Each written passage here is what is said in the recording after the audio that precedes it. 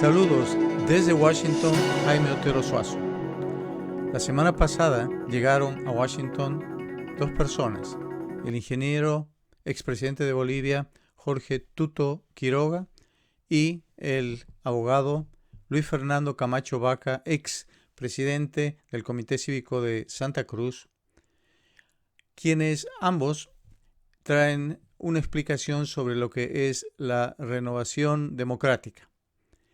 Aquí un paréntesis. La democracia hasta hoy en día no es algo que se quiere recordar. Mejor empezar con una explicación del plan hacia la democracia que se quiere instaurar en Bolivia. Camacho, que fue mencionado como el Jair Bolsonaro de Bolivia en un momento en el cual su popularidad ascendió mucho junto a la de su compañero de lucha Marco Antonio Pumari, se expresa como una persona que entra en campaña presidencial representando a la derecha boliviana y al cristianismo como una solución de gobierno. Él dice que no obedece a ninguna fuerza política, sino al pueblo. Lo mismo lo menciona Pumari. Sin embargo, ambos tuvieron un divorcio cuando todos esperaban que la figura de televisión que era tan atractiva los iba a impulsar a una campaña renovadora en cuanto a generaciones que los ponga al frente de la papeleta anti-más y que podían tal vez tener un voto unificador. Sin embargo, llegó esto a la pelea y al escándalo por motivos de contienda interna y de preparación para una carrera política de ambos. Aquí quisiera aclarar que los comités cívicos son asociaciones de unidades empresariales y vecinales de los 9 departamentos en Bolivia. Normalmente estos comités se ocupan de reivindicaciones regionalistas y son conducidos por élites sociales. Camacho no esconde sus críticas y antagonismos con los jefes tradicionales de la oposición, que son en este momento Carlos Mesa y Samuel Doria Medina. También Pumari asegura después de la ruptura con Camacho que busca consensos necesarios para concretar un bloque de unidad que no sea de partidos políticos, sino generalmente de entidades cívicas. Hemos sostenido reuniones, dice, con varias organizaciones, pero admite también que conversó con Carlos Mesa para llegar a consensos sin condiciones. Camacho se presentó en la OEA al secretario general Luis Almagro a una charla con el Diálogo de las Américas, un organismo pequeño de tendencia derechista, y también una entrevista en otra ciudad donde están sitiadas las oficinas de CNN en español, para una entrevista que no resultó tan buena como parece. Tampoco la charla que hizo en el Diálogo fue tan buena, y acá le pasamos el video. Puras mentiras, puras mentiras.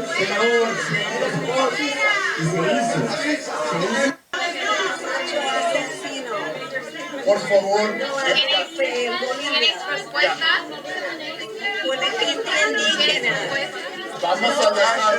Neo-Nazi lied to everybody in Bolivia.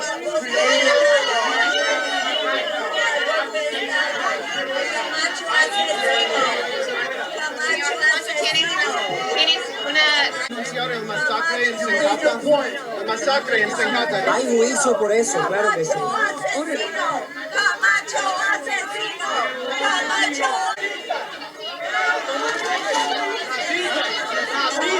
Evo asesino.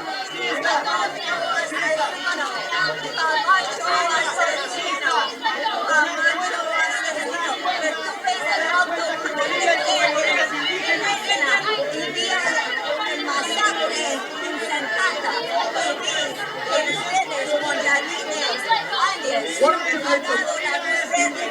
Why don't you make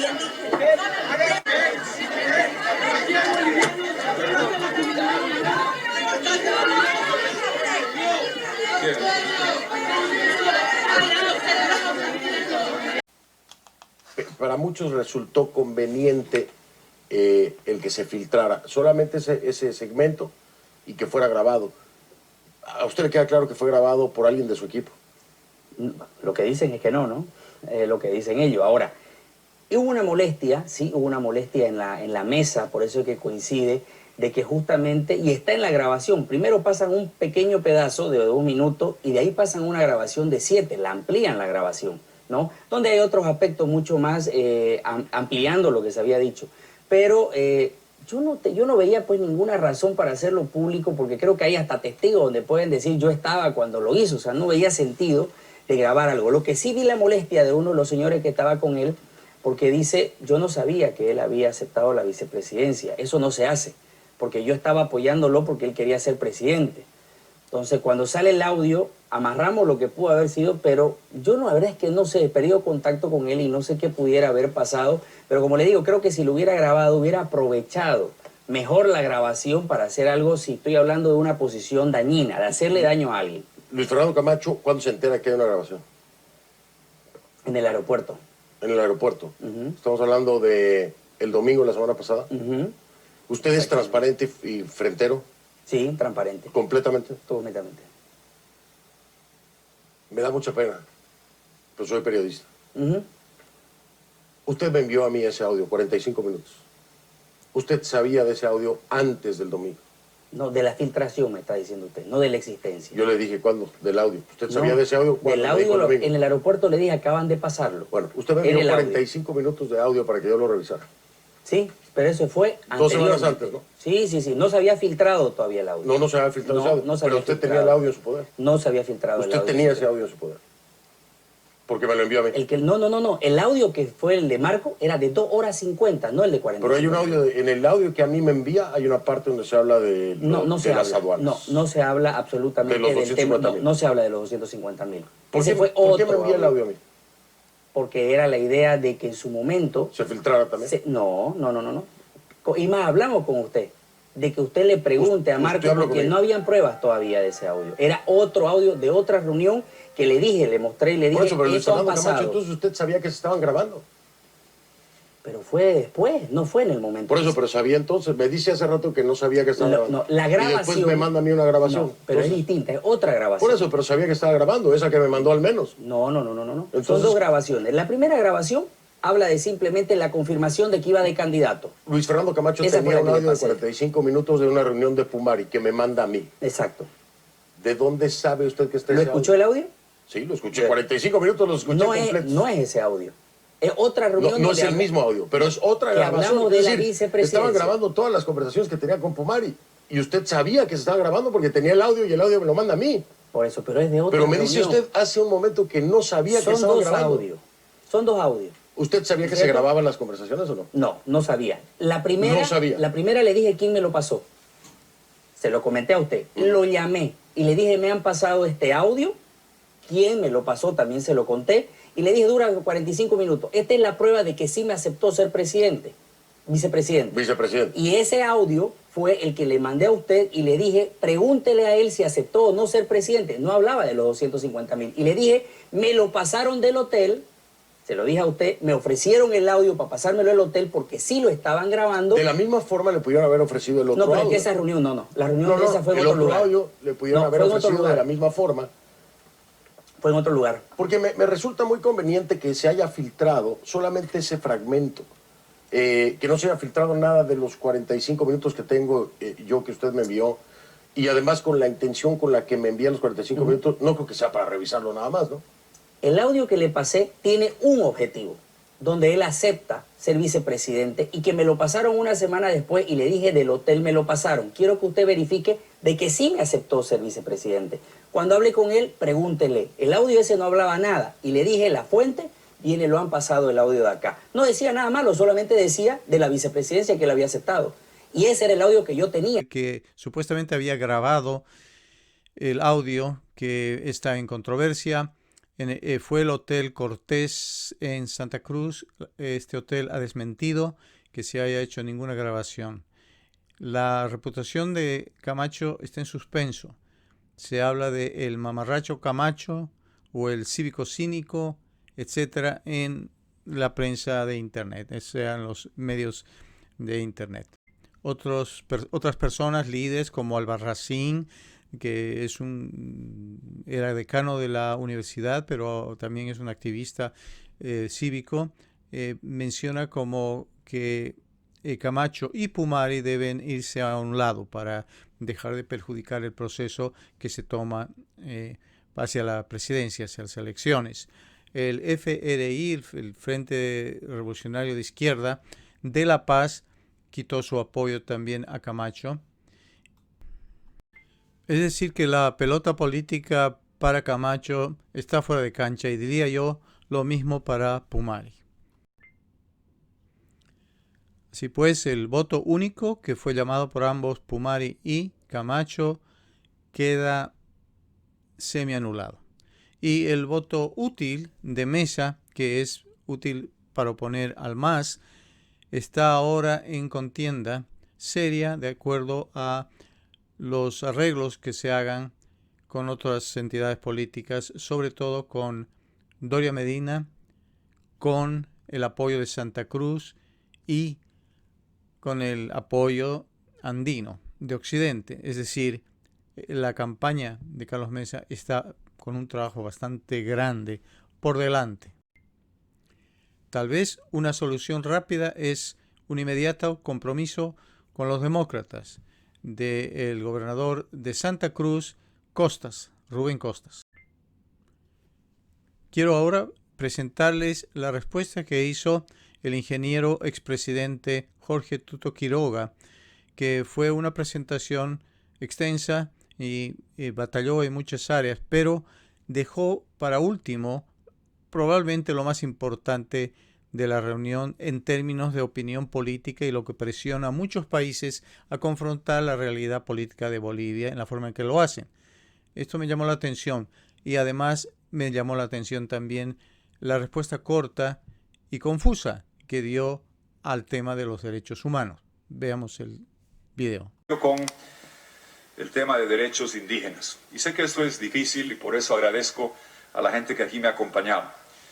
Quiero honrar primero a Yanis Vaca Daza, si no se va, para que quede claro, le decía Daza es su apellido materno, Yanis Vaca Daza, que estaba aquí con nosotros, a Álvaro Andrade y a Gualberto Cusi.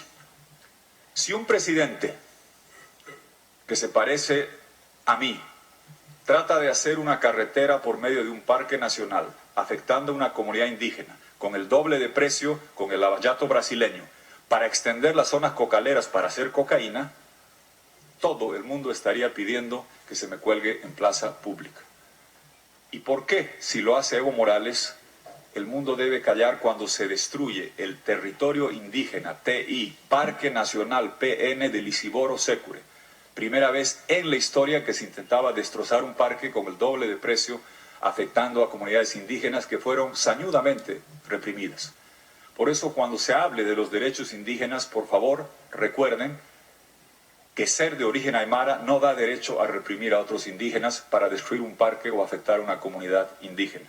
Que no da derecho, sería inaudito, un presidente mestizo en Bolivia, que hubiese tenido un magistrado del Tribunal Constitucional aymara, que se opone a su reelección, y que ese presidente mestizo lo enjuicie, lo persiga, devele su enfermedad, lo maltrate a Gualberto Cusi, merecería el oprobio universal de todas partes del mundo.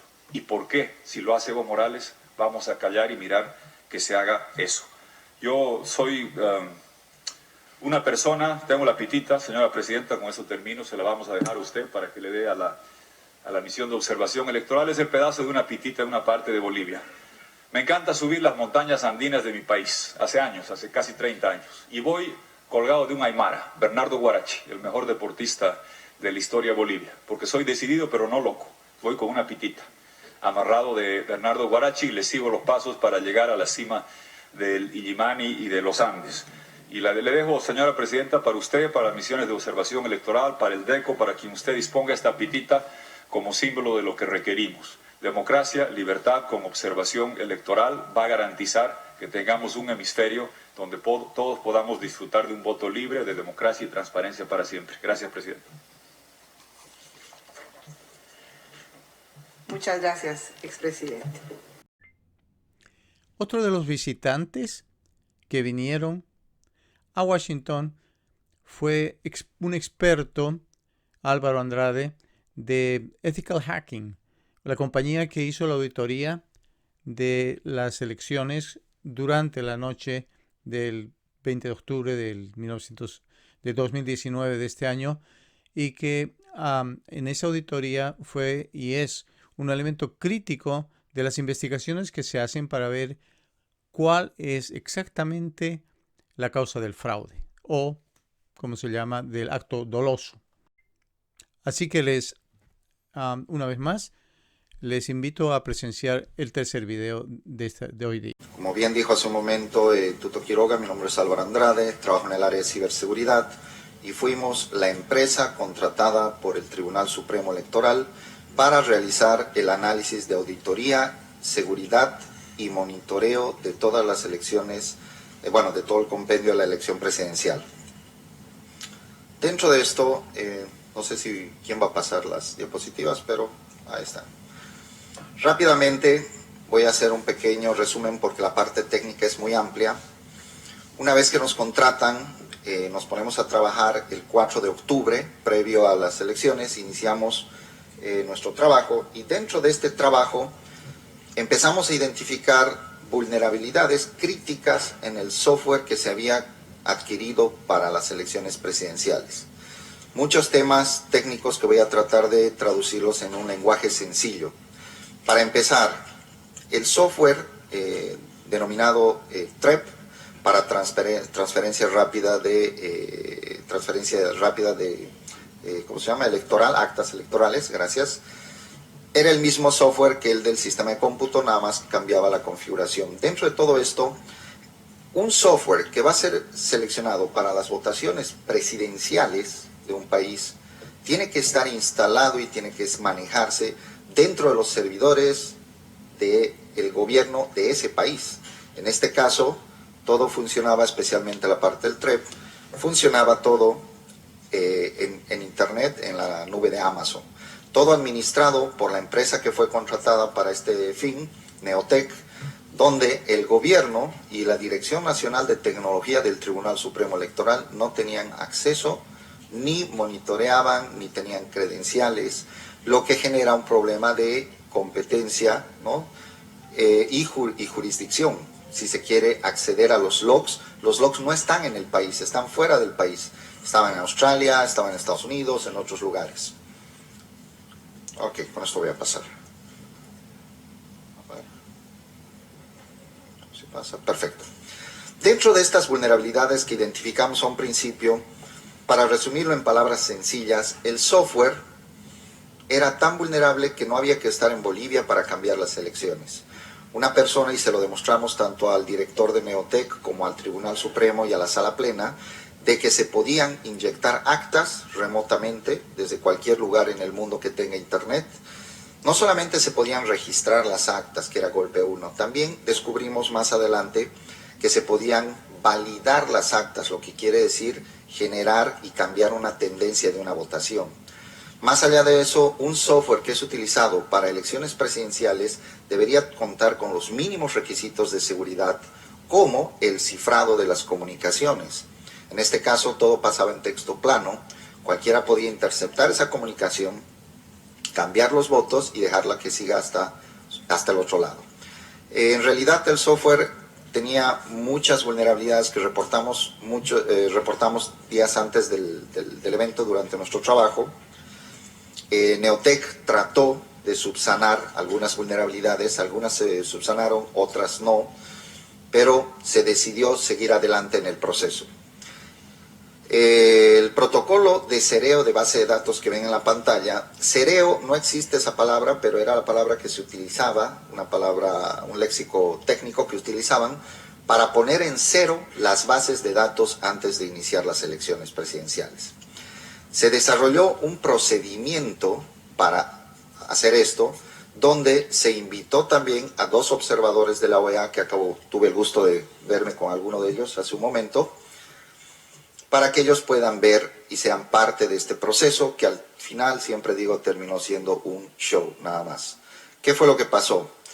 Delante de Sala Plena, del tribunal y de los observadores de la OEA, se siguió un procedimiento para poner en cero las bases de datos, para que todo el software que se iba a analizar después de la revisión del código fuente, certificar que no era malicioso, que no cambiaba la votación, que funcionaba como tenía que funcionar, se compiló y ese era el software que, una vez compilado, se le sacó una firma de integridad que certifica que no sufrió cambios de ahí en adelante.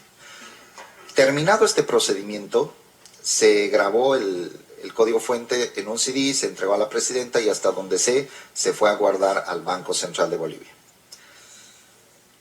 Hasta ahí, nadie después de eso debería poderse conectar ni tocar, porque ya estábamos a horas de empezar las elecciones.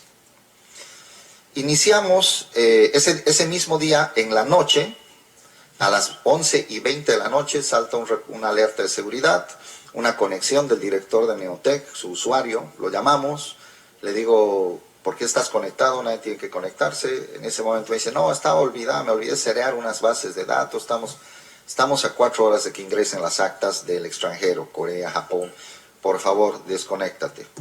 Al día siguiente, 5:30 de la mañana, nos llega, primero se desconectan nuestros agentes, se desconectan algunos agentes, luego de esto nos llega un email de Neotec que dice que había encontrado una falla en el software, en un botón de validación de actas, había entrado, había cambiado el código fuente en 3 archivos, había recompilado el software y había sacado un nuevo hash, una firma de integridad nueva, lo que inmediatamente invalida todo el protocolo de cereo de base de datos que se había hecho el día anterior. Ese CD que se envió al Banco Central ya no servía para nada, absolutamente para nada. De acá en adelante ya todo el proceso empezó a invalidarse y a viciarse de nulidad. Más adelante, a las 7:30 del mismo día, otro problema identificado, nuevo cambio del software, nueva firma, ya en el tercero ya ni siquiera nos envió firma de integridad. Más adelante se empiezan a realizar cambios en las bases de datos. Durante una elección presidencial, nadie, hasta que termine, tiene derecho a conectarse a la base de datos, que es donde se almacena la información crítica de la votación. El acceso a estas bases de datos se hizo con cuentas de alto privilegio, cuentas de administrador, las cuales empezaron a desanular actas. Las desanulaciones de las actas venían de los tribunales departamentales electorales. Todo esto lo tenemos registrado en los logs de nuestro sistema, en las bases de datos y en los backups. A las 7:30 se pide de Tarija, solicita el director del tribunal electoral que por favor cambien y desanulen unas actas. Se empiezan a desanular más de 41 actas, donde revisamos acta por acta en el sistema, más allá de haberlas capturado. Todas las actas, en el 99%, eran votos a favor del MAS. Los siguientes días se empiezan a capturar nuevos incidentes de accesos, números de mesas, 41 mesas que se acceden a la base de datos. Luego se acceden remotamente para volver a modificar el código fuente, y fue donde empezamos a guardar toda esta información. Todo esto que pasó a nivel técnico, desde el primer día que se alteró el código fuente en adelante, deja todo el proceso electoral viciado en nulidad, al no haberse respetado la integridad de la base de datos, al no haberse respetado los acuerdos de seguridad entre las empresas para realizar cambios, los protocolos de seguridad y los accesos y cambios a solamente llamada, a solo WhatsApp, a solo un email, entraban y desanulaban actas a favor del MAS. Hubieron muchas cosas más técnicas que no voy a tratar de extenderme, sé que tengo muy poco tiempo. Directamente voy a pasar a lo que fue nuestra conclusión final, y puedo decir que en honor a la verdad, a la ética profesional y nuestro compromiso con la transparencia de la información, como empresa contratada por el Tribunal Supremo Electoral para las elecciones presidenciales de Bolivia, no podemos dar fe de la integridad de los resultados, debido a que todo el proceso está viciado de nulidad por la cantidad de alteraciones al código fuente, la cantidad de accesos y modificaciones que se hicieron de forma manual sobre las bases de datos con altos privilegios y las inconsistencias del software que fueron surgiendo tanto en TREP como el sistema de cómputo. Este informe en manera extensa y el resumido lo pueden encontrar en internet, está público para quien sea, y pueden encontrar el reporte técnico, que son como 60 y tantas páginas. Lo tenemos a disposición para cualquier persona que desee tener la información. Ahora bien, pasaremos a analizar en general todo lo que está sucediendo en Bolivia y lo pondremos en un contexto de importancia.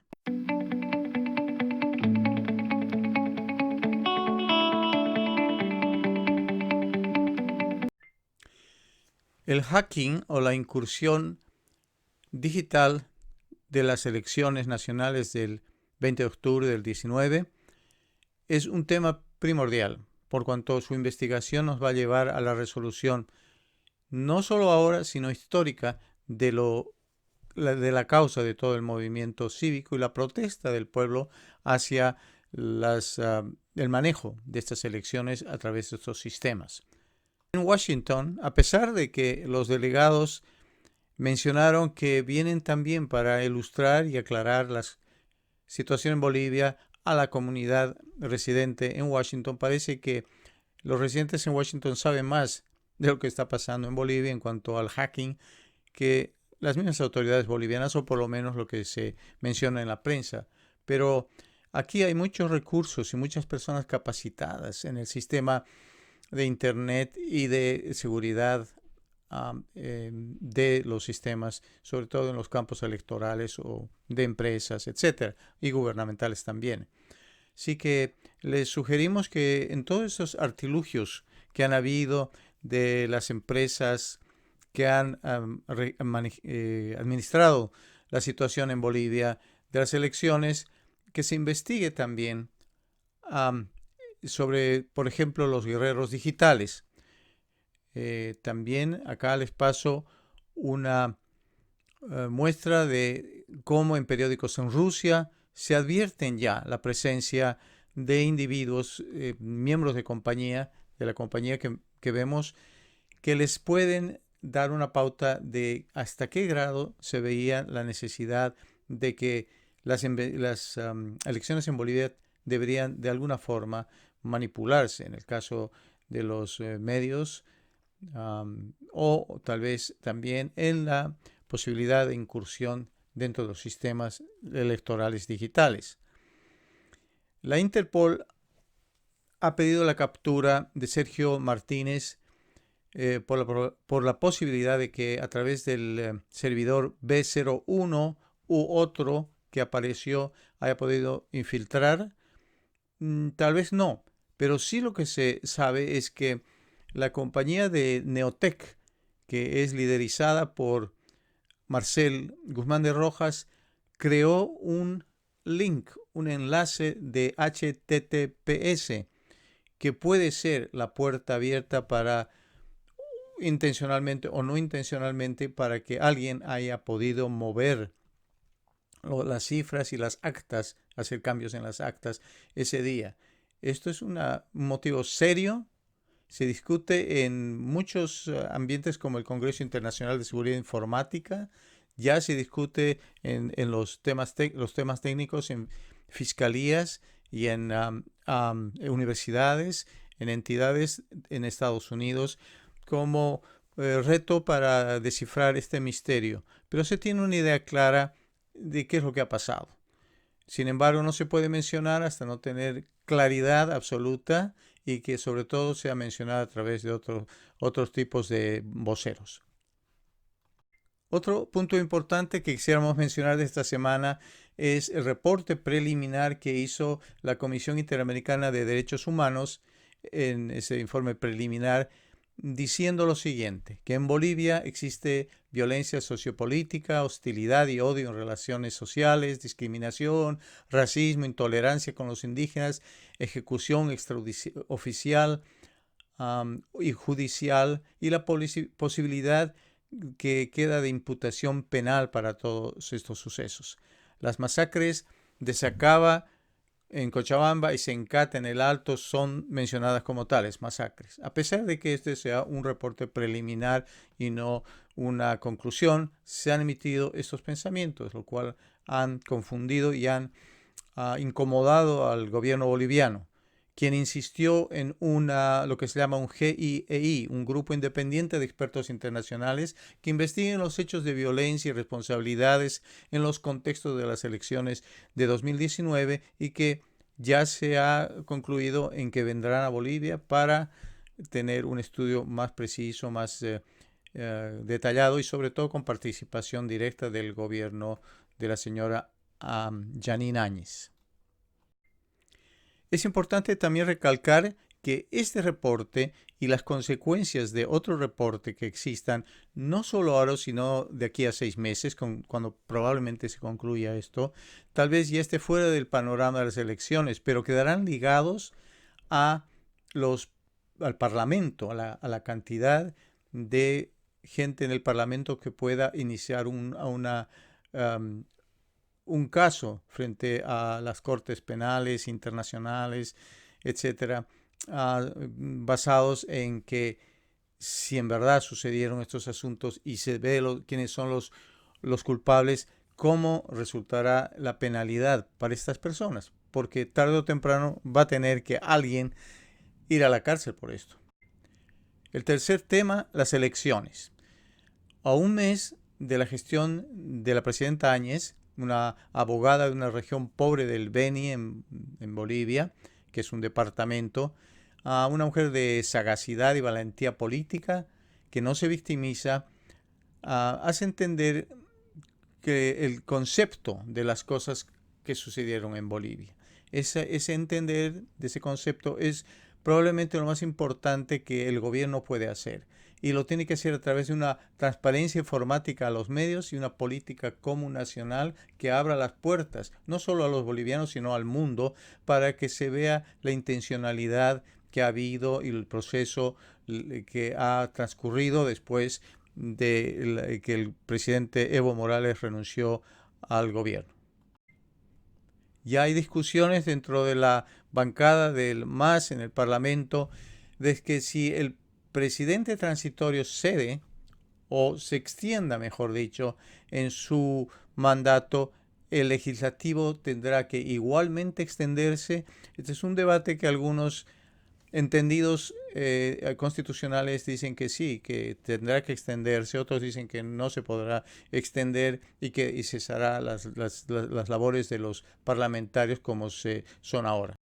De todos modos, lo importante en este proceso de elección que viene es que se considere en general que tanto, no solo la Junta Electoral, sino sobre todo los candidatos, que es con lo que estamos teniendo los problemas, sean personas idóneas, completamente idóneas, que vengan nuevos líderes políticos, que no reciclen la basura que ya la hemos visto por toda la vida, más bien que hablen de temas menos triviales y menos chismeros de la política y menos atacarse uno a los otros y hablar y decirnos su agenda en temas como los hidrocarburos, la economía, la salud, la educación, la justicia y sobre todo, es lo importante, cómo se va a mantener la continuidad y la estabilidad económica.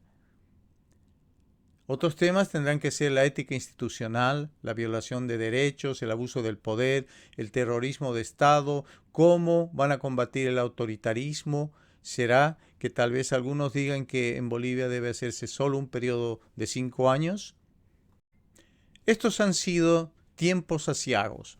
Después de lo que pasó durante las elecciones y las semanas que transcurrieron que fueron tan violentas, surgió algo que se dice la renovación democrática, tal vez incorrectamente, pero es el deseo de tener una democracia, aunque empiece ahora siquiera.